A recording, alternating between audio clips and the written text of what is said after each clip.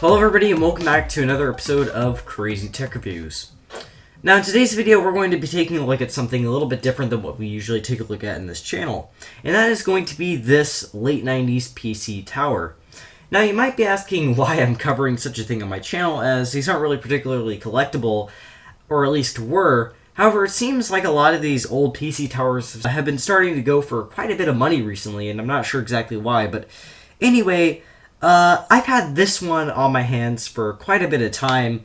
As a matter of fact, it was one of my first vintage computers that I ever really owned, and one of the first working ones I ever really owned. And, well, it does technically work. The machine itself is in kind of rough shape, and I sort of want to get this all cleaned up and restored to the point where I can start using this as a Windows 98 gaming PC.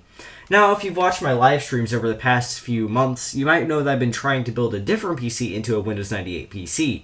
However, the issue is that it just doesn't want to work. So I'm going to be turning this into my ultimate Windows 98 and XP gaming PC. So with that said, let's go ahead and get right into this video. So here's the PC in question. As you can see, this is just basically a standard old late 90s Dell PC. However, I do kind of like the case, and it is the correct hardware to run Windows 98 pretty well. Starting off here, you can see that this machine for some reason has two DVD and CD-ROM drives, and it also is missing one of the 3.5-inch drive bays. Moving down, it does have a built-in floppy drive, which is kind of jerry-rigged in there due to the fact that I don't have the correct style of floppy drive to fit this machine, and the original one's broken. And it also has just the standard power and reset buttons on the front. The sides and pretty much all the case pieces on this machine were scuffed up pretty bad and are going to have to be cleaned at some point because they look pretty ugly. And also, there's a lot of dust inside the power supply and pretty much every single fan and really square inch inside the computer. This machine also does have a lot of expansion cards, which is kind of good considering the fact that the motherboard literally has the bare minimum as far as built-in I/O goes, with really only the basics there. Anyway, I'll start by removing the side panel. This comes off pretty easily. There's really only one little thumb screw there and then two clips. However, these clips are kind of a pain to get undone, so I ended up spending several minutes trying to figure out how to get this thing open. But eventually I got it open, and I'll go ahead and remove the side panel here to reveal the insides of this computer. Okay, so we're now inside this PC. The first thing you'll notice here is there's a lot of expansion cards. These I added in myself. I believe there's a sound blaster of some kind, another sound card here that has a game port on it. And then there's also some kind of ID interface card in here, and there used to be a network card in here, however I can see that that has been removed at some point. So I think that my first order of business is to just take everything out of this case and just clean everything down and so on.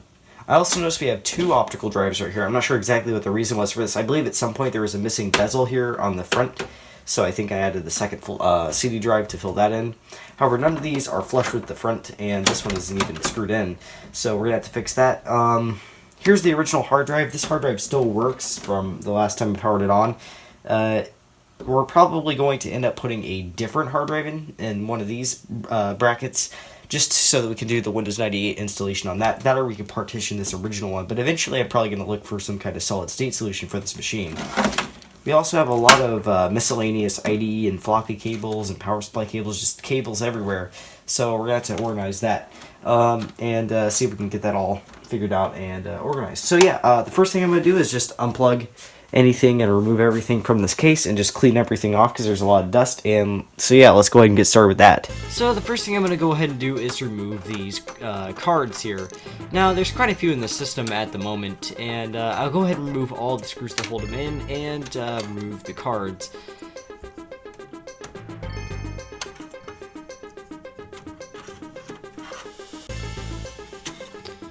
Anyway, now that all the cards are removed, I went ahead and also pulled out this 3.5-inch flop drive, and it actually turns out that I do happen to have the correct style of floppy drive that's designed to fit into this machine, so I guess at some point I found one that fit in it, or worked in it correctly, and put it back in there, so that's good. I'll also go ahead and remove some of the power cables and just unplug anything that I can unplug at the moment. And with that done, I'll go ahead and remove this front panel so that I can access some other things I need to take out. I'll go ahead and slide off the side panel for the computer, which, as you can see, is also pretty dusty. As you can see here, I can draw a smiley face in the dust, and you can also see the contrast between where the dust I wiped off of my fingers removing that case piece was, and where the dust is still. So it definitely needs to be dusted off. And I'll also go ahead and remove the screw here that holds the CD drive in, because apparently I was out of screws at the moment. And it turns out the CD drive at the top had no screws holding it in, so it just slid right out like so. Anyway, the next thing I'm going to go ahead and take out is this little plastic piece that holds the power button and reset button as well as the hard drive. Now, there were a few screws I had to remove from the front of the case, however, for the most part it basically just clipped on, and I was able to unclip it and remove it from the back, and also disconnect the ribbon cable that goes to the motherboard for the front panel buttons. The hard drive itself that's in this machine appears to be just some kind of Maxter hard drive. I don't really know much about it. It doesn't really have that much on the label, but it's a 30-something gigabyte hard drive. I'll also go ahead and remove this power supply. There's nothing really special about it. It's just any generic switching power supply you'd find on any kind of, PC from this time period. But yeah, I'll go ahead and take that out. And I'll also go ahead and remove the bracket that all the drives mount into, which you can see right here. I'll also go ahead and remove the system's RAM and this fancy little cover for the CPU cooler system, which, as you can see, needs some serious cleaning. And speaking of the fan, I'll go ahead and just quickly unclip it right here, as it clips right into the case. So the next thing that has to be done is to brush out all of the dust from this case. Now, this definitely did take a while, as basically the entire computer was covered in dust. Typically, I would have used compressed air cans to deal with something like this. However, at the moment I was out of them and I really had no other options, so I ended up deciding to use a small brush and a vacuum cleaner in order to dislodge and remove the dust. Now, compressed air probably wouldn't have even helped that much anyway in this kind of situation, as most of the dust that was in this case was the very fine dust that you really have to physically dislodge to remove from the case anyway, so yeah, I just did this instead. Also, if you're wondering, the motherboard is still in there because I couldn't figure out how to remove it from the very bizarre mounting system that this OEM case has in it, so I just left it in. And also, if you're going to be actually brushing on the motherboard, you should also be sure to use an anti-static brush. However, I wasn't, so I wasn't really concerned about that. Anyway, I spent a good few hours brushing all the dust off of pretty much each and every piece of this computer, as they were all covered in it. I also went ahead and decided to crack open the power supply here and take a look inside to clean out some of the dust that was in it, as you can see here, if we look into the fan, there's just tons of dust in there, and I wanted to clean that out. Anyway, I'll go ahead and crack this metal piece off, and yeah, I'm sure glad I opened this. As you can see, it's pretty dirty. Anyway, while I'm brushing this off, I figured that I'd advise you guys not to open these power supplies if you don't have to, as there are pretty high voltages in here that could shock you if you're not careful.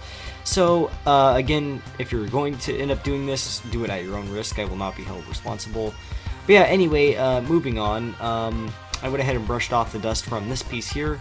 And I'll go ahead and take out this fan here, which also needs some cleaning, and I'll brush it off with this brush as well to remove some of the loose dust.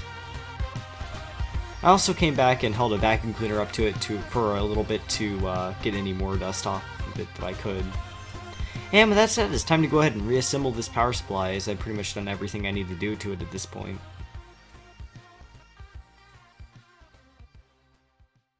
So the next thing I needed to do was go ahead and clean off all the deep scuffs from most of these plastic pieces. Now, in order to do this, I'm going to use baking soda, because I already tried denatured alcohol and isopropyl alcohol earlier, and none of those were able to really remove many of these scuffs, as they were pretty stubborn. So I'll go ahead and use some baking soda instead, as it typically works better anyway. However, even baking soda had trouble with a lot of these marks. Well, some of them came off pretty easily. Some others took a lot of scrubbing to remove, so I really was only able to get the majority of the scuffs off, and not really every single one like I usually try to do, but whatever, I did the best I could. Anyway, with that said, it's time to go ahead and take out these pieces and spray them down with the hose. And we even have a little special guest to watch us. Well, little. I'm sure he won't be running away in about 3 seconds. Anyway. Oh, look, there he goes. But anyway, cats aside, the main reason we're out here is because I wanted to give all these plastic pieces a good spray down with the hose, as this helps remove any leftover baking soda from when I sprayed down the pieces, or when I wiped down the pieces earlier. And this also helps remove any dust that I wasn't able to get to with the vacuum or the brush or anything like that. And I typically do this with pretty much every single computer I restore on the channel. I paid special attention to pieces like these that had a lot of crevices and stuff on them that dust could accumulate in, or dirt or anything like that. But anyway, I just made sure to generally spray these down and make sure they were all nice and clean. Anyway, I went ahead and brought back in all the wet pieces of plastic, and the first thing I did was physically shook some of the water out, and this removed most of like the water that was on some of these pieces. However, there was still some that I needed to come back and wipe off with this paper towel. And after that, I basically just let these all sit. I paid special attention to this one piece here that has an RF shield melted to it, because I did not want any surface rust on the metal or in between the metal and the plastic, so I made sure to wipe as much water off as I physically could before letting it sit. Okay, so it's been about an hour and I've been letting all these pieces dry out, and for the most part they're mostly dry. There's still a few spots where there's some water here inside this panel. However, for the most part, these are completely dry. I'm going to let these sit a bit longer. However, while I'm letting all these panels sit, I have the other ones elsewhere in the room. I'm going to take a look at some of the other parts of this computer that are going to need cleaning and refurbishment, and we're going to take care of those. So, with that said, I'm going to move this off the bench, and we're going to pull out, first of all, the motherboard. I want to take a look at that. I want to possibly do some repasting on the CPU if it needs it. The CPU in this machine is actually a really interesting design. It uses a card style of CPU, sort of like on this motherboard here. This is an AMD Athlon processor. However, this one uses a very similar style of CPU to that. So I'm not sure if those kinds need to be repasted, but I'm guessing there's some kind of thermal connection between the heatsink and the die, obviously. So I'm guessing it probably needs it. So anyway, we'll take a look at the motherboard. We'll dust it off and everything. And so yeah, let's go ahead and get right into that. So here is the metal case piece of the system, and this is what the motherboard we need to remove is installed into. And the main issue with this motherboard is that it's not really held in a very traditional manner. It's held in using these weird little clip things. I spent several minutes one day trying to get this thing out. However, I was just never able to figure it out, so I'm going to see if I can get it this time. Anyway, I'll start by trying to remove all of these clips, and once I get that done, it turns out I actually discovered there's a screw over on this side that holds in another little bracket that it turns out once that's removed and the clips are removed, it just simply slides right out, just like so. Wish I would have known that a while ago, but anyway, here's the motherboard. As you can see, there's not really much to it. It's a pretty compact little motherboard for the time period, and it also has this really interesting card-style CPU installed onto it. I've only ever seen one other board with this. Anyway, speaking of that CPU, we're going to have to remove it now as it's pretty dusty, and I want to see if I can possibly add some fresh thermal paste between the actual card itself and the heatsink. Anyway, it's pretty easy to remove. There's two little tabs on the side that pry apart, and here's the CPU removed from the board.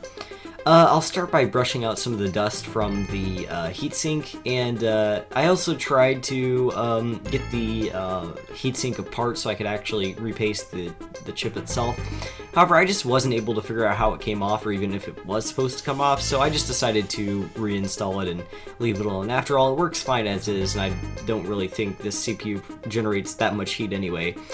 I'll just go ahead and install the, for some reason, 3 sticks of RAM that go in this machine. I'm not sure exactly why it's 3, but it's kind of a strange number for RAM sticks. Anyway, I'll go ahead and install all 3 of these 256 megabyte sticks, there's the motherboard finished. So anyway, I also figured I'd go ahead and take a look at the GPU of the system, which is actually a pretty strange card, but I wanted to possibly clean out the fan or replace the GPU chip itself. So anyway, I actually have no real idea as to what the GPU in here is, so I guess we'll see once we get this fan off. Anyway, I'll go ahead and undo the little clips that hold the fan on and pull it off from this really crusty thermal paste that I'm really glad I decided to replace, because, man, that couldn't have been effective at all. I'll go ahead and scrub off the old thermal paste, which is admittedly pretty stubborn due to the fact that it was basically baked on there, but I got it off eventually, and I also went ahead and scrubbed it off the heatsink as well. Anyway, taking a look at the GPU itself, it turns out this is actually an NVIDIA board and an NVIDIA GeForce FX 5200 chip apparently as well, so that's kind of interesting. I'll go ahead and put some fresh new thermal paste on this chip, and also go ahead and reinstall this CPU fan on top of it. And click back in the little things. Admittedly, I ended up using way too much of this thermal paste, and since I'm not sure if this is conductive or not, I went ahead and wiped most of it off of this the heatsink just to make sure that it was not going to squeeze over the edges or anything like that. So now that we've basically cleaned up all the dust off of everything, it's time to go ahead and reassemble this computer basically enough to where we can at least install an operating system onto it. Now, the first thing I'm going to go ahead and reinstall is the motherboard, and I'll go ahead and screw it back into its weird little mounting system it has in here. But anyway, I'll also go ahead and reinstall the standard ATX style power supply, which for some reason also has a T on it. Anyway, I'll go ahead and install these screws, and there's a few more up here at the top too. I'll also go ahead and reinstall the connectors that connect the power supply to the motherboard with that weird AT one again. For some reason this motherboard uses both AT and ATX. I'm not sure exactly why that is, but maybe it uses the AT for the CPU or something like that. Either way, I'll go ahead and plug that back in, and then I'll also go ahead and install this CPU fan, which is the weird design that I guess goes with the card-mounted CPU, but either way, this was one of the most difficult CPU fans I've ever had to install, and this case, for one, is very tight, so it was really difficult to get all the cables routed properly, and even once I did, it was just a pain to get everything lined up. Anyway, I'll also go ahead and install the metal drive bay container thing here that all the drives mounted to, and then I'll also go ahead and clip in the front panel thing, which also was supposed to be screwed in as well. However, I forgot to reinstall the screws, so I'll have to do that at some point in the future. But either way, it's completely sound, so it'll be fine. I'll also go ahead and reinstall this graphics card that we just cleaned up and repasted, and of course I'll screw that into the slot as well. And then I'll go ahead and plug back in the hard drive that originally came in this, as we will need it during the process of reinstalling Windows 95 onto a new hard drive. Anyway, speaking of installing Windows 98, the first thing I want to do before we get started with that process is to just plug everything in again and just double check and make sure that this machine still even works after taking it all apart and cleaning everything out. And sure enough, we do in fact see an image on the screen, and this did boot into the Windows XP operating system that was originally installed onto the hard drive. Anyway, speaking of the hard drive, I went ahead and plugged in the hard drive that I planned on installing Windows 98 onto, and the first thing I did was check and make sure it showed up in Device Manager, and sure enough, it does in fact show up, so that is a good sign. I'll move right into the Windows, the built-in Windows disk formatting and management program, and initialize and format the full capacity of this hard drive. And this does take a while on this older version of Windows for some reason. It doesn't usually take this long on the modern versions, but anyway, I figured I'd also go ahead and mention, yes, this is a 250 gig hard drive, but it doesn't show the full capacity there. And I know it sounds a bit outrageous for Windows 98, but this is the only one I happen to have on hand, or one of the very few that I knew probably would end up working, so I just wanted to at least see if it works. Plus, I can always partition this and put other operating systems on here in the future. Anyway, I tried formatting this thing multiple times over a period of a few hours, and unfortunately it didn't end up working as I had hoped. So I ended up throwing in this crappy Quantum Fireball hard drive that usually are notorious for not working, but somehow magically this thing ended up working just fine. And this is probably an even better fit for Windows 98, as it's only like a 4 gigabyte hard drive instead of a 250 gigabyte hard drive, which would be a total waste for Windows 98. So yeah, I'd say that turned out well in the end. Okay, so this hard drive, funny enough, the Quantum Fireball actually works, and as you can see, we have a 4 gigabyte volume here, which is more than enough for Windows 95, which at least will make it a little bit less ridiculous versus having a 250 gig partition for Windows 95 and only a 37 gigabyte partition for Windows XP. Plus, I looked up the minimum system requirements of Windows 98 Second Edition, and it appears it can run on anything of in terms of 150 megabyte hard drive up, or something like that. But 4 gigabytes is more than enough for this, fortunately. So I'm gonna go ahead and put Windows 95 or Windows 98 Second Edition that I have on the CD here. I hope this will work on this computer, on this drive, and yeah, let's see how it works. So anyway, I went ahead and inserted the CD and selected the boot from CD-ROM option in this menu here, and then chose to boot the Windows 98 setup from CD-ROM at the second menu. And just a few seconds later, we were in the Windows 98 setup program, or were we? It turns out the Windows 98 setup program was unable to identify the hard drive that I installed into this computer, and fortunately it turned out this ended up being a simple fix. If you take a look here, if we compare the drive that I'm installing into this machine to the original one that had Windows XP on it, you'll notice that the jumpers are in a different position, so basically this could affect whether or not it's being detected or not. So I went ahead and grabbed a pair of pliers and pulled out the jumper here and set it back to the position that the original hard drive from this machine was in, which by the way I will still keep in here, but it will be a dual booting situation. And I went ahead and plugged the drive back in, and success! It worked just fine. This is what we should have gotten the first time there.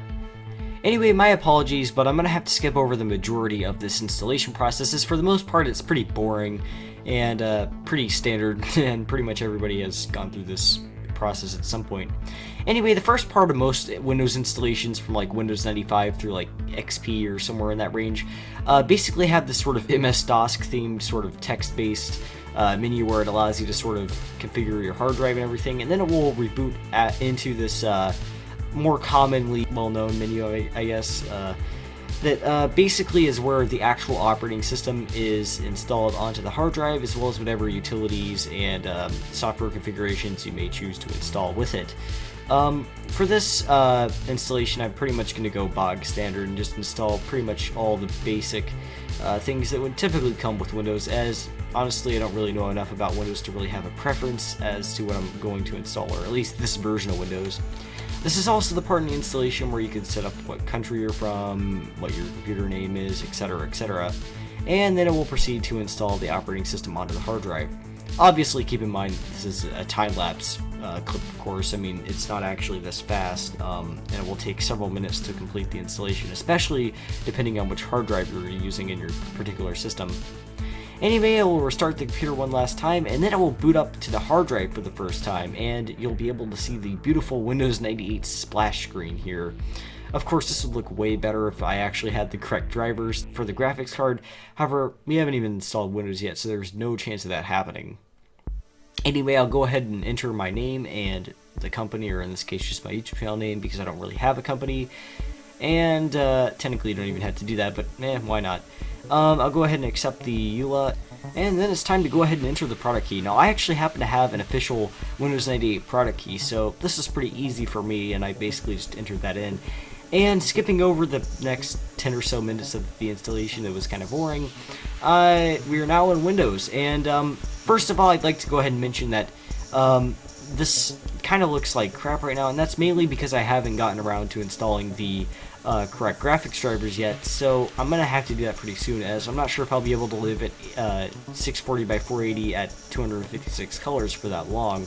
Anyway, fortunately I was able to still download the graphics drivers for this card straight off the NVIDIA website, and I went ahead and burned it quickly to a CD so that I could go ahead and pop it in the machine and install it, and sure enough, it did work just fine. The installation process went smoothly, and one reboot later, and we finally have the ability to set a higher resolution on this machine. And apparently this also has dual monitor support, which is kind of weird considering the fact that the card only has one video output, but whatever. Anyway, I went ahead and found a resolution that worked well for this machine and wasn't too squished or stretched or anything like that. Anyway, this wouldn't be a complete restoration video if I didn't at least show one game on the system. Now, I had installed SimCity 2000 on this machine right after installing the operating system. However, since I didn't currently have the correct graphics drivers, I decided to wait till now that everything was all set up regarding that. SimCity 2000, while it isn't the most graphically intensive game in the planet, it's still a great title, and it still definitely shows that even if this machine isn't the best spec machine, it could still at least play some classic games. Anyway, with that all out of the way, it's time to go ahead and mount the hard drives back into the machine. These are pretty simple to install. They just simply screw in with a couple of screws like most PC cases from this time. And I'll go ahead and mount the second one above this, which was the Windows XP drive. Or actually, no, that was the 98 drive. Anyway, we'll also go ahead and screw in the CD or DVD drive on top of that. And we'll go ahead and install those screws. And then it was time to go ahead and start assembling the plastic pieces.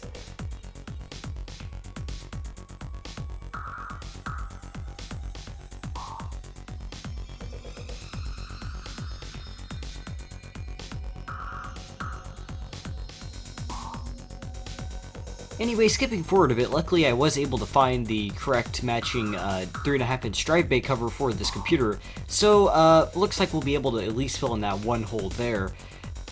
The first thing I'm going to do here is clean off the actual piece itself, as it was pretty dirty, so I just sprayed it down with some water and wiped it off and scrubbed out some of this dust. I figured I might as well do this as I've gone through the effort of cleaning out the rest of the computer, so can't hurt. And then I'll go ahead and remove the front panel from this computer and simply remove this one, as you do have to remove the upper one to install this lower one here. And I'll go ahead and pop it in here and then pop the other one in above it. And there you go. And then I'll go ahead and snap this piece right back in place. And at this point, I also decided to go ahead and reinstall the other expansion cards I had in this machine, or most of them at least. This here is a Sound Blaster Odyssey 2 that was in this machine, and honestly, this is a really stylish looking card. But yeah, I'm going to put this in a slot below, or actually 2 slots below the graphics card, as I wanted the fan to be able to have clearance on there so that it can cool the graphics card efficiently. Now, this here's the second graphics card. You might be wondering why I'm installing this as well. Well, it's actually because of the game port on it. Unfortunately, the Sound Blaster does not include a built-in game port, and this one does, and I want to be able to have that as an option, so I decided it can't hurt to just install it right below the other one. And I also decided to install both an Ethernet and Wi-Fi card into the system as well. I'm not sure if I'm going to keep the Wi-Fi card, but I definitely will be keeping the Ethernet one, as it would be really handy to have some kind of networking capabilities in the system, especially if it's going to be my primary machine for this until I get something better in the future, if that ever happens. And the final thing I'm going to put into this machine is a generic PC card slot cover that I got out of another empty case that I'm going to use to fill in the space between the video card and the sound card. And that's basically it. At this point, I can basically go ahead and snap the side panel right back onto the machine. It was a bit of a pain to get back on with the fancy OEM plastic case design this machine uses. So I did struggle with it a bit, but eventually I got it back on. So yeah, that basically wraps it up as far as this machine goes. Overall, I'm fairly happy with how the result of this project turned out, and I feel like this is something I could use for various things in the future, whenever I happen to need a computer from this time period running Windows 98 or XP or something like that. However, that doesn't mean that this machine turned out perfectly. There were several things about this computer that honestly, I would like to come back and fix at some point, and the most obvious one is the missing cover there where one of the 5.25-inch drive bays was. Now, I could technically solve that pretty quickly by just throwing a second CD or optical drive in there, but then, I wouldn't be able to plug it into the computer, and if I would, then I'd have 2 optical drives. You don't really need 2 on a computer from this era. And also, it just, if I didn't have them plugged in, then one would just do nothing, and it would just sort of sit there for looks. So ideally, the ideal outcome of this is I would find the correct bracket to put there. However, most likely this hole will probably be there unless I just decide to cave in and put a second drive there. The other issue is that I was not able to get a working floppy drive into this machine, and the main reason for that is that the floppy controller apparently actually is malfunctioning, or at least it was on the Windows XP installation. Sometimes with vintage computers like this, things will just randomly stop working and then start working again. That very well could be the situation here. So really the only thing I can do is just at some point plug in another floppy drive and see what happens. However, for the time being, I'm about ready to wrap up this project anyway, so I'm not going to be doing that. Other than that, that's really most of the main issues with this project, and other than that, I feel like I'm pretty happy with the outcome of this project, and I feel like I'm pretty happy with the results and everything as far as that goes. And so that basically is it for this computer itself. However, I do have a few other interesting announcements, and the first one is that this may possibly be the final video published under the Crazy Tech Reviews name. And what I mean by that is I'm possibly seriously considering changing the channel name to something different. And I did a poll on my Discord server a few days back, which you should probably join if you aren't already on there. And most people thought that they wanted me to change it from CTR to Retro Tech Reviews. And honestly, I feel like that would be a good name option, as that's what the channel was originally named when it was created anyway. And no other creators have that name, and it does fairly well imply what I'm trying to create on this channel, which is retro tech videos. Not specifically reviews, but you get the point. It works. So I'm just gonna quickly ask for what all you guys think here on the main channel. So if you like it, let me know. If you don't like it, let me know you don't like it, I guess. But yeah, that's definitely something that you could be seeing very soon on the channel. The other thing to be looking forward to is a video on this. Now, this here is the Blue SCSI device, and I bought this in hopes to do a review video on it. And so yeah, that's currently in the works, and it will probably be one of the next videos you see on the channel. And I'm very excited to do a review on this product, and I do think it's a really neat product, and I hope to be doing something on this sometime in the near future. So anyway, with that said, I hope you guys enjoyed this video. I understand it was a little bit different than what I usually do on this channel. However, I'd like to quickly mention that if you are new here and you do enjoy content on stuff like this and old Macs and etc., be sure to click the subscribe button and like this video. That lets me know I'm doing a good job, and it also helps push me forward as far as what I'm achieving on YouTube. And also be sure to check out my Odyssey profile, as well as my Twitter, Instagram, and Discord server. And with that said, that's pretty much all for today's video. And I hope to be getting out a lot more videos moving forward. Over these past several months, I haven't really been able to work to my full potential as far as getting videos out as the school year and everything. But that's wrapping up now, so be expecting at least videos every other week from now moving forward.